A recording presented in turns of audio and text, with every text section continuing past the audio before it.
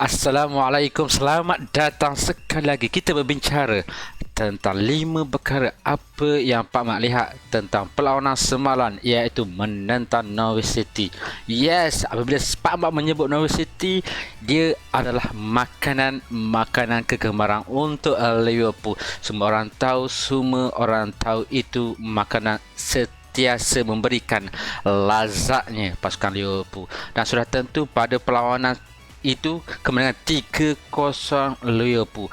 Boleh dipredik, boleh diramal, gol daripada Jota, Firmino dan Salah memberikan kemenangan yang agak selesa di awal musim. Kemenangan 3-0 di tempat lawan, dan itu hakikatnya. Tapi apa yang Pak Mat perhatikan tentang perlawanan tersebut?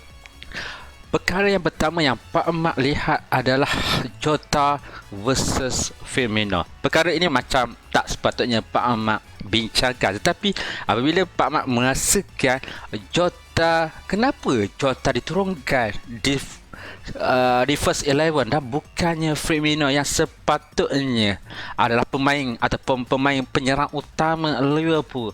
Dan jawapannya yang pertama adalah Jota mendapat rehat yang secukupnya kerana Firmino layak ke final Copa America. So jarak untuk sesuaikan diri dengan pre-season, Jota lebih berada dalam pasukan berbanding Firmino yang baru sahaja tiba di Liverpool.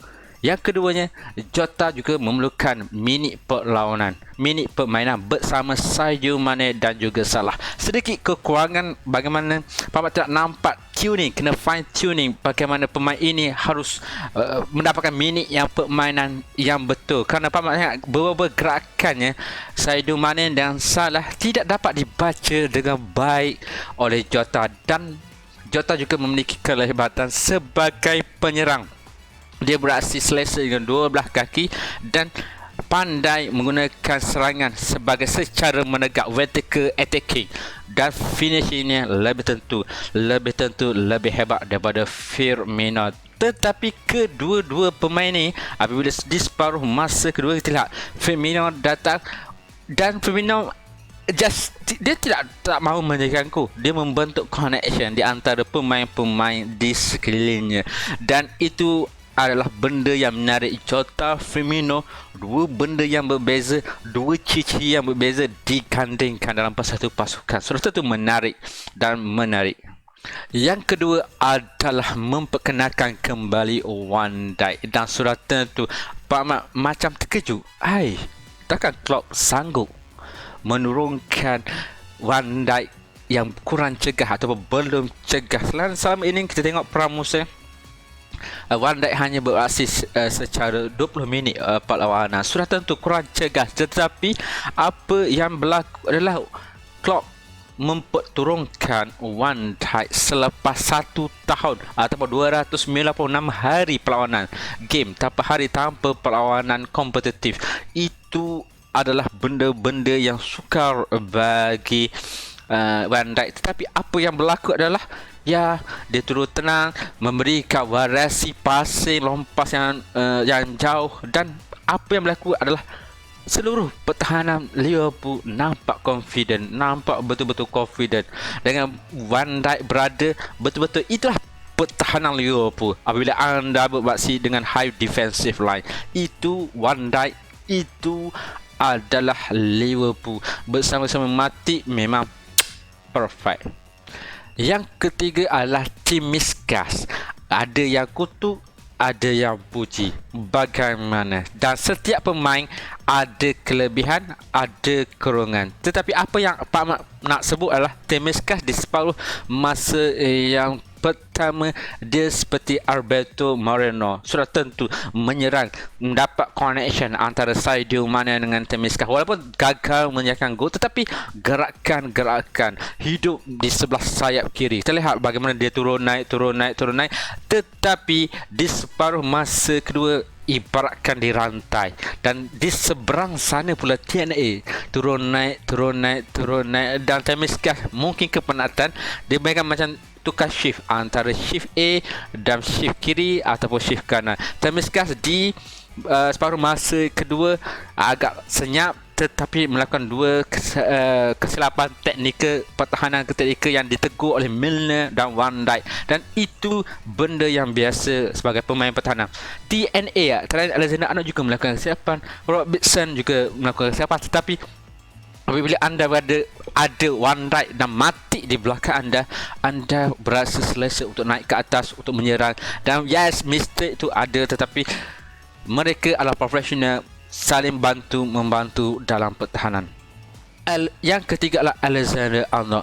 Tanpa Alexander-Arnold sebagai fullback playmaker yang Pak Mat katakan ini, Pak Mat merasakan Liverpool macam pasukan lain. Tapi dengan Alexander-Arnold berada dalam pasukan, ia memberikan passing range ataupun crossing yang berkualiti. Kita lihat bagaimana hantaran kepada Sadio Mane, kalau jika anda bagaimana byline mereka cross, dan Sadio Mane just menunggu masa untuk menjadikan gol. Itu membezakan Alexander-Arnold, dan Alexander-Arnold betul-betul special dalam pasukan Liverpool. Sudah tentu apabila dalam soal bertahan juga, dia pun pantas membaca bagaimana untuk menuntut ruang apabila bermain dengan pertahanan yang tinggi. Dan Pak Mat rasa macam mereka saban hari Alexander-Arnold semakin improve. Dalam soal attacking memang dia perfect, tapi dalam soal defensive makin lama dia belajar bagaimana membaca gerak-gerakan off the ball amat nyata lebih bagus. Itu Alexander-Arnold yang Pak Mat mahu dia teruskan menyerang, memberikan fullback sebagai fungsi fullback playmaker dalam pasukan Liverpool. Yang kelima adalah benda yang paling Pak Mat takut. Nabi kita Oxlade-Chamberlain. Ini memang kita semua orang tahu dia ayam sakit, mudah sangat sakit. Saya tidak tahu kenapa, tetapi apabila dua pemain ini diletakkan first 11, mengejutkan.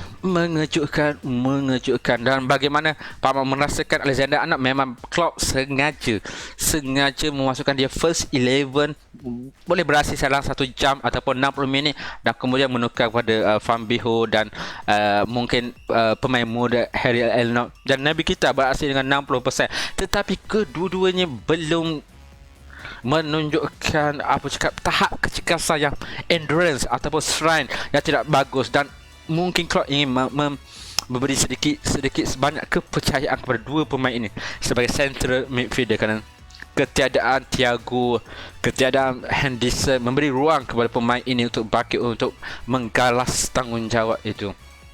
Dan itu adalah 5 pandangan Pak Mat tentang perlawanan kemenangan 3-0 menentang Norwich City. Bagaimana pandangan anda? Mungkin ada juga memiliki pandangan sendiri tentang bola sepak. So, itulah dia kemenangan yang selesa, dan jangan lupa subscribe Pak Mat channel. Kita akan ikuti episod komen apa yang Pak Mat lihat tentang perlawanan itu, apa yang Pak Mat kongsi, apa pendapat Pak Mat tentang bola sepak, cara dia mainkan keputusan Jurgen Klopp. Itu Pak Mat, insya-Allah Pak Mat akan buat episod khas ini pada setiap permainan berkaitan dengan Liverpool. Dan jika ada sesiapa yang ingin komen Pak Mat untuk pasukan lain, yes, terutama Manchester United, Pak Mat boleh kritik, tetapi mungkin ayat tu agak kasar sikit, tapi Pak Mat respect gila babi Manchester United pada perlawanan menentang Leeds United, kemenangan yang cukup bergaya. Dan sampai di sini dulu, kita jumpa lagi di episod yang akan datang. See you Liverpool. Come on.